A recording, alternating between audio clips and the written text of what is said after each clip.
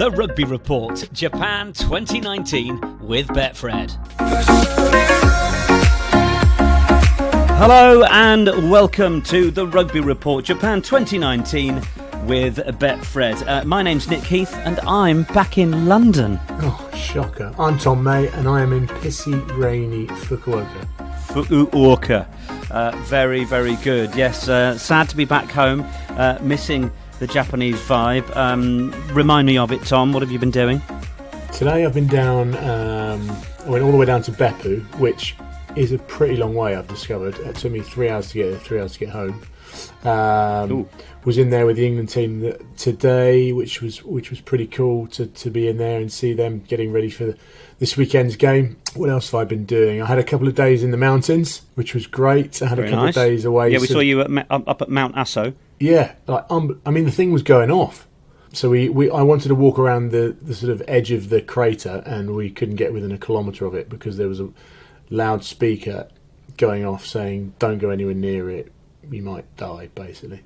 It's been erupting for quite a while. So I did a bit of trekking up there, and then I came back up to Fukuoka, got to work for the next 3 days, and then into the weekend's games. Looking forward to it. Yeah, we have got 4 cracking quarterfinals to look into. First of all, I should just give a shout out to our friends at Rugby United who have been helpfully spreading the word of the Rugby Report. So do make sure that you're following those accounts and meeting up with those guys if you're a rugby fan looking to get the best out of the game. They're a great bunch, and they've been super helpful to us. Also to Sean and the guys at Fill Your Boots Rugby, doing a great job of making sure that if you want games to be played, then let them know, because if there are players hanging around that could come and fill in, well, it's great to get matches played. So thank you to them as well. I'd say also that if anyone's got an opinion that they want to voice on a podcast and they're going to any of these games, specifically the ones in Oita or the semi-finals, then come and find me, because I'm more than happy to record your opinion and then tear it to shreds later on. Yeah, that would be good. Yeah, get in touch with us on @therugbyReport_ or at Tom May 1. Meet up with our former England centre and give him your views. That would be good. And buy me a beer. Also, a huge thanks. Yeah, well, a beer is a prerequisite. Also, a big thanks, of course, to our sponsor. And here's a moment from them.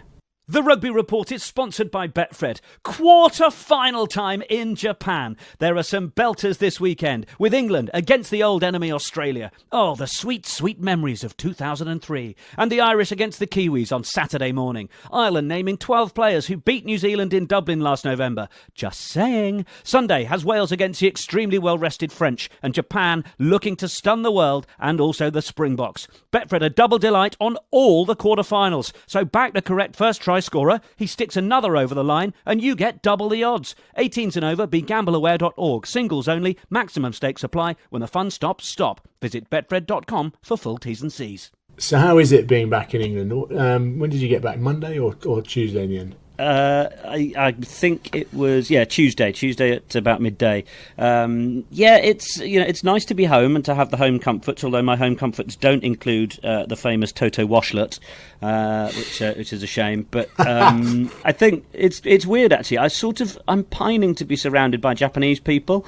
I just find that there's an element of, I think, the respect, the politeness in Japanese society, perhaps the honour of sort of, you go first into the lift or through the door or into the restaurant or whatever it is, that kind of thing I just think is really nice. And getting back to the UK, travelling back from the airport and just going, oh, this isn't this society of people who take their rubbish with them and who look out for each other. The UK really is full of twats. Yeah, I'm not going that far, but it's. I mean, I guess I'm also, I live in London. You don't have to go too far before you see perhaps somebody that isn't doing terribly well. Poverty is out there and is an ever-present thing, and that's possibly more of a reflection on British economic society than anything else. But you didn't see an awful lot of that in Japan, and I know it must be there, but I think shame within that culture is a big thing. Like in the UK, if someone's not happy about their life or their lot, they're quite happy to rant and shout at people or be angry on a bus about it or start their day angry and start taking it out on people. Whereas I guess that stoicism in the Japanese just presents a bit more of a calm, collected demeanour. And I think I'm missing that a little bit already. And it's a nice thing, isn't it? Yeah, it is.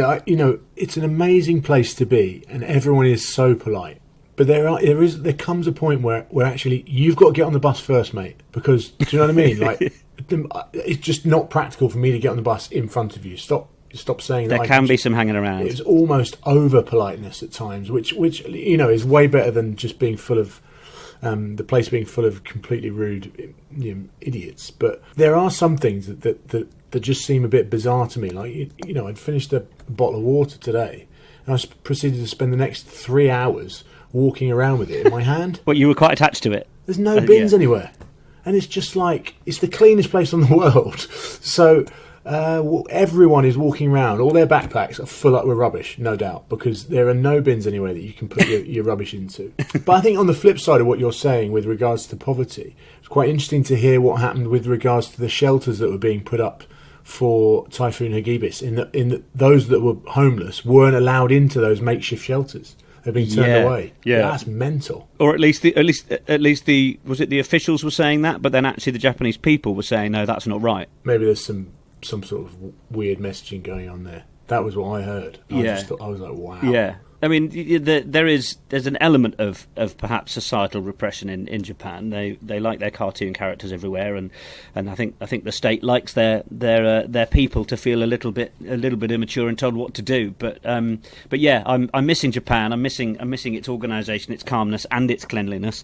But such it is. We've got 4 massive games to look forward to. So let's crack on with those. And I think we'll start in chronological order, which means the first game to discuss is England against Australia.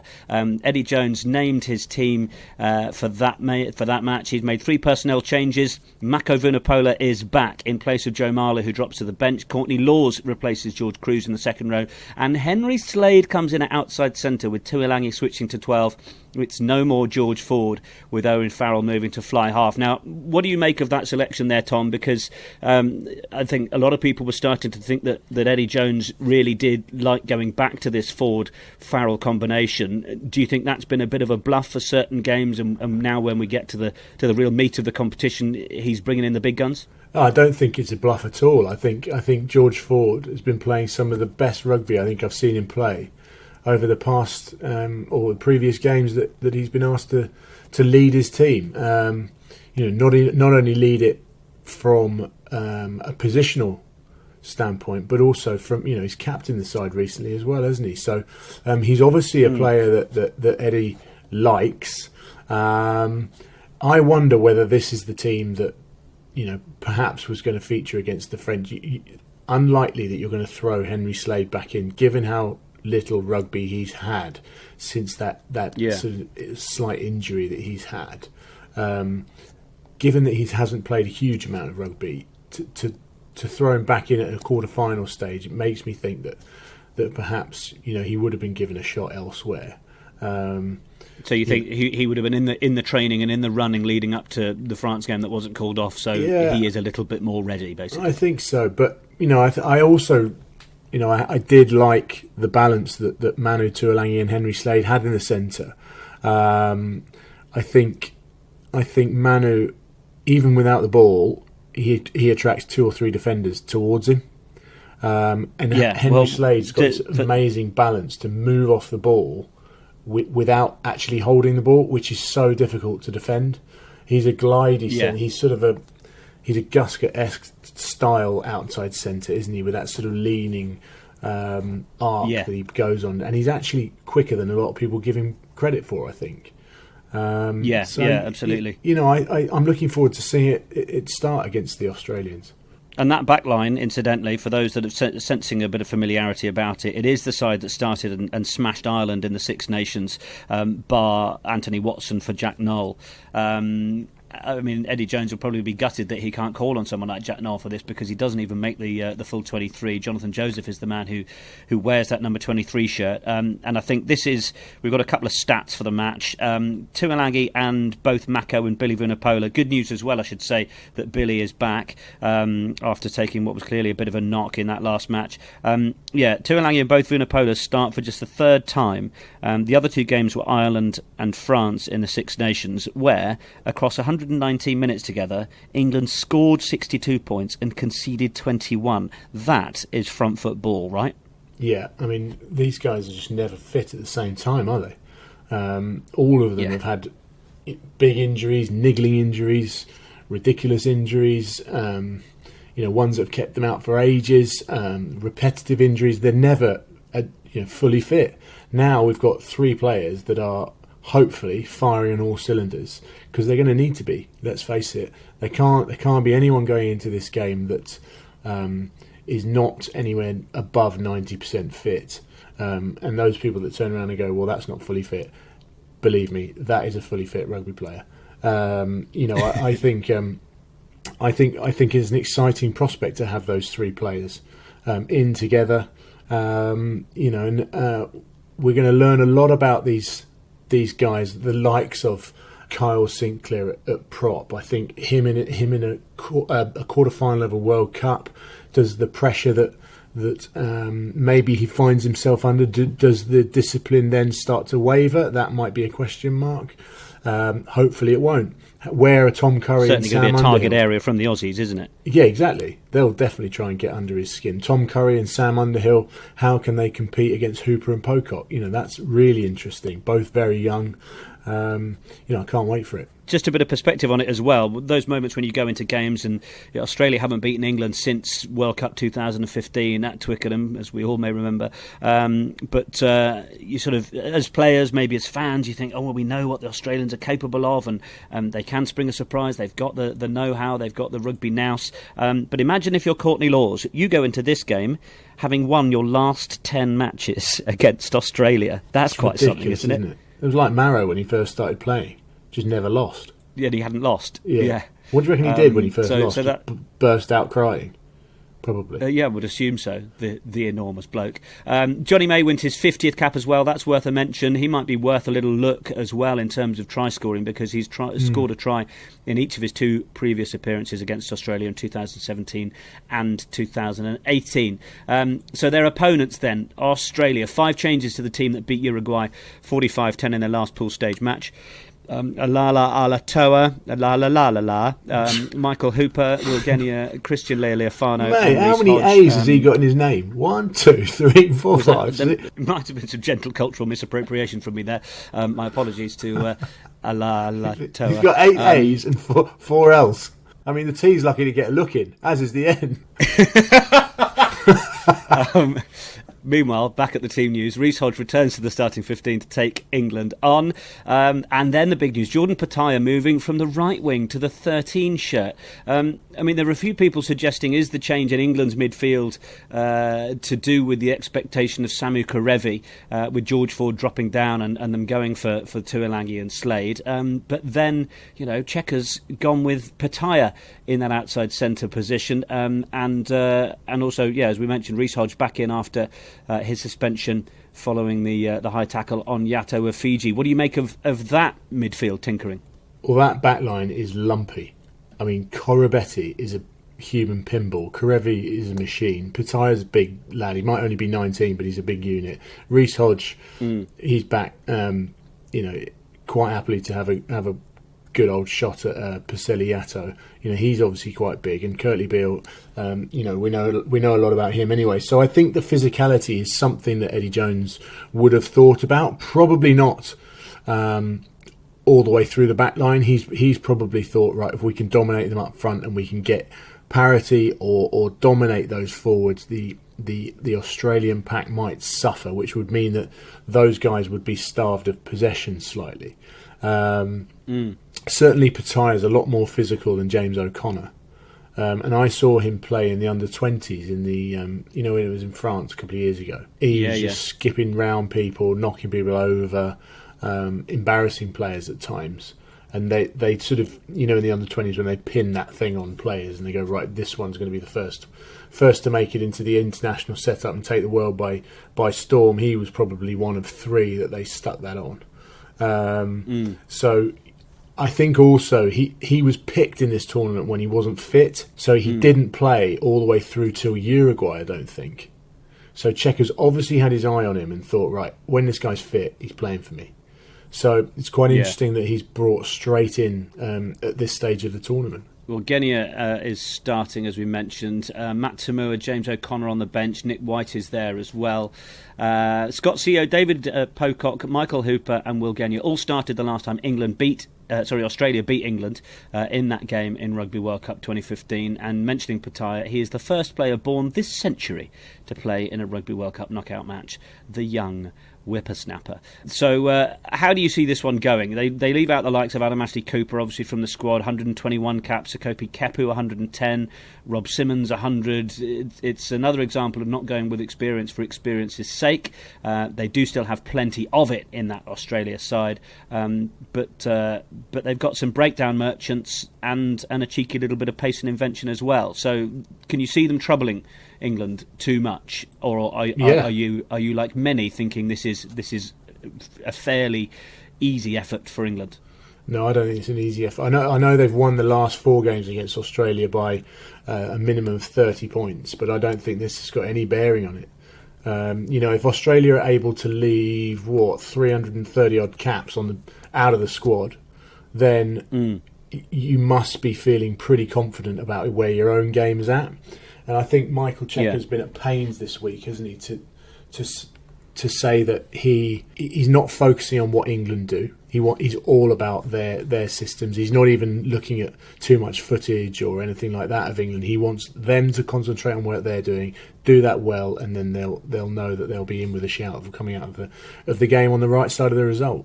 And do you think that we occasionally get duped into the full power of the Australian team, because they often come over here at the end of their season in November, play a few internationals, and we all say by the time they come here, particularly if it's the 3rd or 4th international in that November window, they've got one foot on the beach. Those kind of phrases. So we're never really sure how up for those games they are, as much as athletes don't like to lose and all that side of things. Whereas we've seen Australia beat New Zealand in the Rugby Championship in 2019, so they can do it on a day when they want to.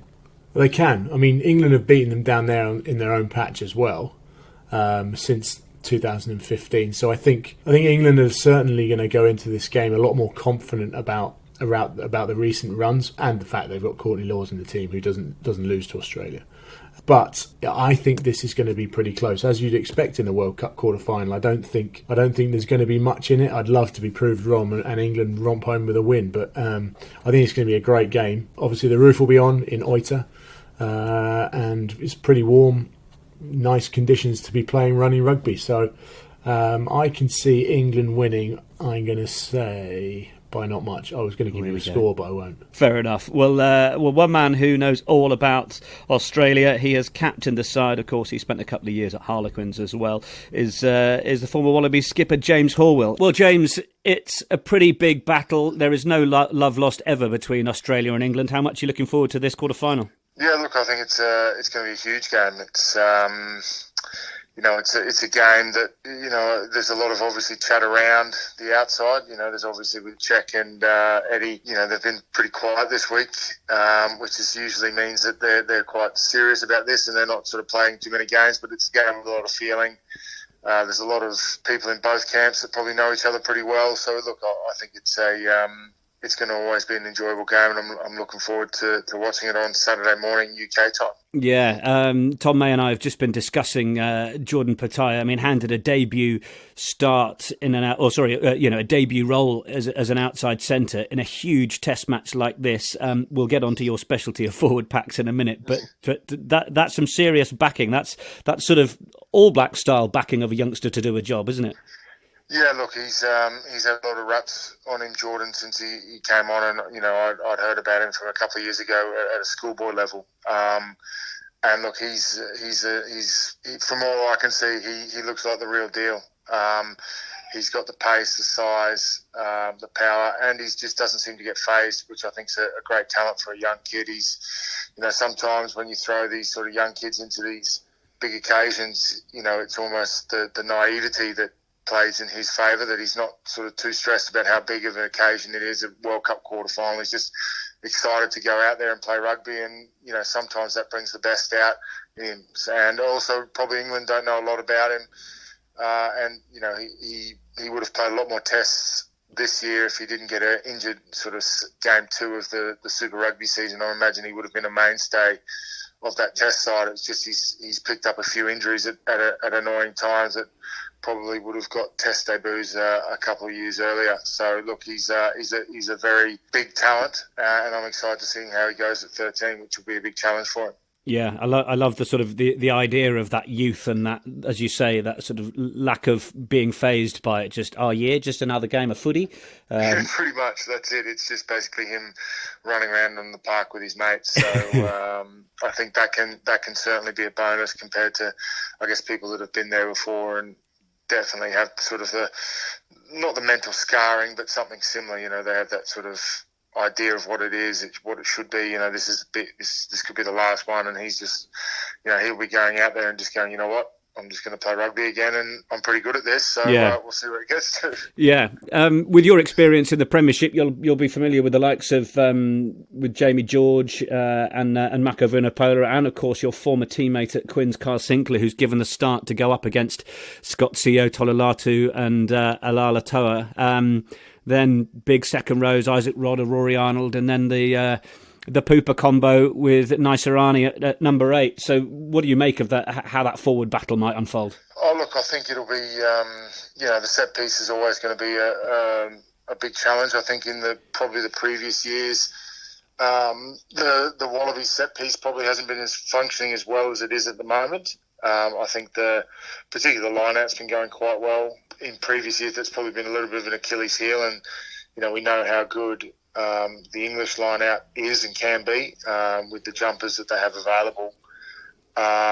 So look, I think it should be a very interesting battle. I think both teams have got that mix of sort of raw aggression plus speed. Get over the ball. Obviously, it's arguably Carl Sinclair's biggest game for England to date. Do you think the sort of his issues with being a little bit hot-headed are behind him enough for that not to be a worry for Eddie Jones, or knowing the Aussies, are they going to target winding him up?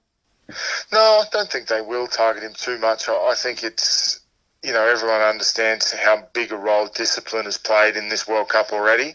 For across all teams, anyone that gets on the wrong side of referees, teams that are struggling, and they're not afraid to lay the letter of the law down quite quickly. So I think Australia have had their issues early in the tournament with discipline, not so much winding players up, but with a few high tackles and losing guys to the sin bin. So that's got to be certainly something that's quite prevalent in their mind, that they're interested in making sure that they keep 15 guys on the field at one time, because we know how damaging England could be without that happening. So I don't think Sink will be worried too much about it. I think he's slowly learnt over his career that there's a fine line, and it's about balancing on that line for him, that I think when he plays his best rugby, because you don't want him to go inside his shell, because that's what makes that's his point of difference, I guess, to a lot of other players. Yeah, agreed. Well, finally then, in terms of this sort of Australia-England rivalry, Australia, it's fair to say, probably over the last few years, haven't really been at the party. And Tom May and I were just discussing, obviously, the last win Australia had was in 2015 in the World Cup, famously. Someone like Courtney Laws, who's beaten Australia in his last 10 internationals. But the timing of those November games, these sorts of things can perhaps play into the argument as to how up for those games Australia have been. It's a year where they've beaten New Zealand in the Rugby Championship, as we've said. They're certainly capable of getting up for these games and being there to be counted, aren't they? Yeah, I think that a World Cup's it's a beast of its own. It's a once in 4 year event, and everything that's come before doesn't really count for anything. It's all teams wanted to get to the knockout stages. They're here now, and now you've got this is your first of 3 games to win the trophy that is the most coveted in international rugby, or in rugby in general. So look, it's a big occasion. I think the previous matches don't really count for a lot. This is a one-off game, and it's about winning and putting in a performance that they know, I guess from a Wallabies point of view, that we know that they're capable of. And if they do that, I'm quite confident they can get the job done. Yeah, okay. Well, you played with 5 of the guys who were playing in this game in Brisbane in your last match with the Wallabies in 2016. How do you see this one turning out?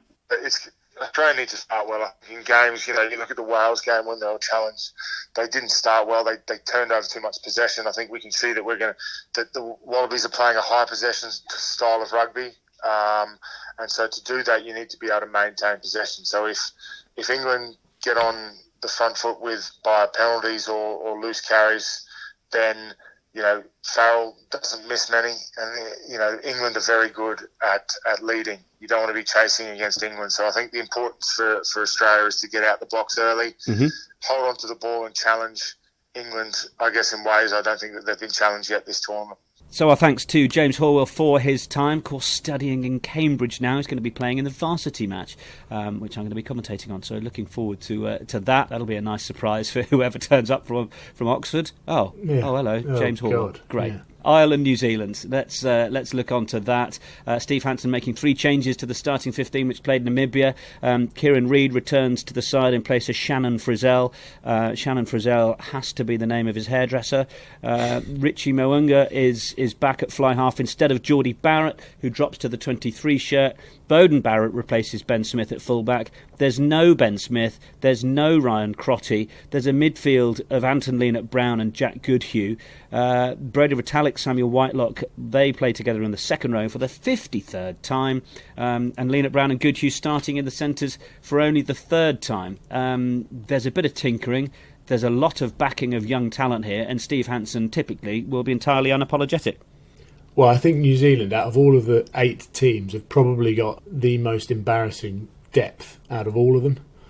They could embarrassingly good, you mean? Yeah. I think they could put out any 15 or any 23 and you'd be like, oh God, they're so good. The fact that Lienert-Brown and Goodhue have been picked in the centre and there's no Crotty and no Sonny Bill Williams says it all for me. Crotty, you just know exactly what you're going to get time and time and time again. Maybe they picked Goodhue for his ridiculous Barnet that they feel needs airing on the world stage, but I think to bring on Sonny Bill Williams after 55 minutes, 60 minutes. I mean, as an Irish player, you're just thinking, please, no, life can't get any harder. I think his offloading game at that stage of the game with their talented runners is very, very difficult to stop. I think what's also pretty interesting is actually, when New Zealand go for 2 bolters in inverted commas in Sevu Reece and George Bridge, these guys go in and they start. Incredible, isn't it? And they've performed brilliantly during this World Cup, and they're now playing on, in a World Cup quarter-final, and one of the world's best players over the past number of years, Ben Smith, doesn't even get a sniff. Yeah, well, I mean, if you look back to that match, which a lot of people will be in November 2018 when Ireland beat New Zealand, they had 7 different players on the field that day who don't play, certainly in the starting 15, Tuina Kwafi, Owen Franks, Liam Squire, Rico Ioane, Ryan Crotty, as we mentioned, Ben Smith and Damien McKenzie. So they're not in. If we start to look at the Ireland team, 12 of the starting 15 started in that game of the Irish starting 15, and Conor Murray and Robbie Henshaw are 2 players that were injured that day, so they come into it, and Ian Henderson, who started on the bench. So Healy, Best, Furlong, Henderson, Ryan O'Mahony, Van der Fleer and Stander, they're going to need that power in that back row, aren't they? And then Murray and Sexton starting together, and then Henshaw and Ringrose, Earls, and they've gone with Rob Kearney at the back with Jordan Lama dropping out. So again, some interesting looks of bringing Henshaw from 13 into 12. Yeah, I think he's more of a direct replacement for Bundyaki, isn't he? But Robbie Henshaw, Gary Ringrose is a definite 13. We've seen him and heard him being likened to Brian O'Driscoll. You would never put him at 12 because you just want to give Ringrose the space in those outside channels. Now Henshaw can probably cope with anything that comes down that sort of 10-12 alleyway pretty easily, I would think. I was quite surprised about Rob Kearney. I thought Jordan Lama did brilliantly against the Samoans, and I just wondered whether Schmidt might think to himself, right, rather than going with a bit more of a pragmatic, old experienced head, they might go with Jordan Lama, thinking to themselves, right, we have to try and create something out of nothing at times here. I wonder whether also part of it is to do with the fact that, I mean, New Zealand are one of the sides that kick away the most ball, aren't they? So maybe they just want to trust the absolute banker under it as Carney more so than Lama. Yeah, I mean, my one concern, I think, for Ireland there would be Jacob Stockdale. I think from a finishing point of view, he is outstanding. If he gets a sniff, he either gets very close to or pulls something out of the bag and scores a try. I think defensively gets caught out too many times. When he steps in to sort of try and hit man and ball, he doesn't very often connect. And if he doesn't connect against New Zealand, they've got the skills and the wherewithal to get the ball into the channel that he's just vacated. And once they're in the hole out there, see you later. Yeah, good night, Vienna. Well, that's how things are looking across all of these four teams. As we sort of round off, because we are going to leave you with a preview for these two games, and then we'll come back tomorrow, Friday UK time, with a preview to the next two quarterfinals. Once we've got all the team news in, you're noticing a bit of a thread in those midfields. Well, yeah, there's obviously been a selection headache for Eddie Jones about that midfield, whether they go with Ford Farrell. Or whether they put Slade back in, so they've gone with Slade. It's obviously an area that all of these teams are having to tinker. Now, Ireland have had to tinker through Bundiaki's red card, so that would have stayed the same, I would guess. New Zealand have picked Goodhue and Leonard Brown, who I don't think many people would have gone with those two together. If they were saying who New Zealand would have picked. Pataya's in the midfield for Australia, and I guess that's a bit of a selection that perhaps not many might have chosen. Then who was the other? Well, then there's the English team as well. So I think it's quite an interesting area where obviously teams are trying to or having to make changes.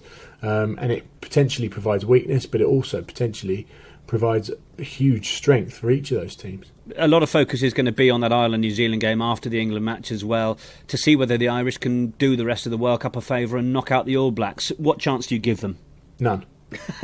Right, that's pretty categoric. Yeah, I think I've commentated on a couple of the Irish games throughout this tournament, and I don't think they're anywhere near where they need to be to beat New Zealand. Now, I'd love to be proved wrong, and if there's any team that can raise their game to a particular level and take something from the confidence they've got in themselves, in that they've done it a couple of times over the past few years, then the Irish are probably them. But I think, as Cian Healy's pointed out this week, games at this stage of a Rugby World Cup are very different to any other fixture. Yeah, well, plenty to get your teeth into in terms of the two lineups, and plenty of options to look at from our sponsor, of course, Betfred. The Rugby Report Japan 2019 is sponsored by Betfred. Quarter-final time and the specials from Betfred continue to roll in. England to win both halves, Australia to score the first try. Hopefully not. Maybe a successful drop goal in the New Zealand-Ireland game. All of those bets are available on the Betfred app or on the Betfred website. Whenever you bet on the action in Japan, Betfred. 18s and over, begambleaware.org. Singles only, maximum stakes apply, limited availability. When the fun stops, stop. Visit betfred.com for full T's and C's. So 2 games then on Saturday. Quarter-final 1, quarter-final 2. England against Australia, followed by New Zealand, Ireland. Tom May going with England and New Zealand, correct? Correct. I think those two will get through by the skin of their teeth. And what a semi-final that could prove to be. We will be back with a preview then to the next 2 semi-finals. We'll get the team news in and keep an eye on your own podcast provider to see us dropping in a matter of days or hours. Thank you very much, Tom May. Cheers, mate. Don't forget to leave us some reviews and ratings on Apple Podcasts. It would be great to hear what you make of the Rugby Report show. And also keep in touch with us on Twitter at the Rugby Report _. We would love to hear what you're making of events and scorelines and your chance to find former England centre Tom May out there in Japan and have a good old rant to him about how you think things are going. That's it then. We look forward to joining you, well, tomorrow. You won't have long to wait. But for now, all the best. This has been a Rugby Media production.